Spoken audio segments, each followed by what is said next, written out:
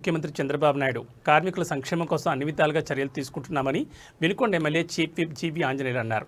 YCP ప్రభుత్వంలో వారిని గాలికి వదిలేశారని కనీసం మాస్క్, గ్లౌజ్ కూడా ఇవ్వలేదన్నారు. వినుకొండ ప్రభుత్వ ఆసుపత్రిలో నిర్వహించిన స్వర్ణాంధ్ర స్వచ్ఛాంధ్ర కార్యక్రమంలో ప్రభుత్వ చీఫ్ విప్ జీవీ ఆంజనేయులు పాల్గొన్నారు. ఆసుపత్రి ఆవరణలో పారిశుద్ధ్య కార్మికులతో కలిసి మొక్కలు నాటారు. వైద్యులు, సిబ్బంది పారిశుద్ధ్య కార్మికులతో కలిసి పరిసరాలను శుభ్రం చేశారు. సింగిల్ బెడ్రూమ్ అయితే మీకు ఫ్రీగా వస్తాయి. డబల్ బెడ్రూమ్ అయితే మీరు కొంత డబ్బులు మీ జీతం నుండి ఇన్స్టాల్మెంట్ కట్టుకోవాలి. సింగిల్ బెడ్రూమ్ అలాగేమ్మా. ఎంతమంది మన దగ్గర వర్కర్స్? 160. ఇందులో రెగ్యులర్ వాళ్ళు ఎవరున్నారు? ఎంతమంది ఉన్నారు? ఇక్కడ ఎంతమంది ఉన్నారు? బాధ్యత ప్రభుత్వం తీసుకుంటుంది. మీ కార్మికులందరికీ కూడా ప్రభుత్వం ద్వారా హౌసింగ్ ఇప్పిస్తాం. మీ సొంత స్థలం ఉంటే కట్టుకోవాలంటే హౌస్ శాంక్షన్ చేస్తాం.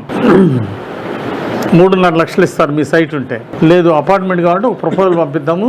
ఇప్పుడు ఆల్రెడీ కొన్ని అపార్ట్మెంట్ చేశారు. దాంట్లో వీళ్ళంటూ కొంతమందికి అకామిడేట్ చేసే అందరికి ఒకసారి చేయలేం కానీ బట్ స్టెప్ బై సంవత్సరానికి కొంతమందికి అందరికి వచ్చేది చేద్దాం. అట్లాగే పట్టం ఇచ్చేయండి.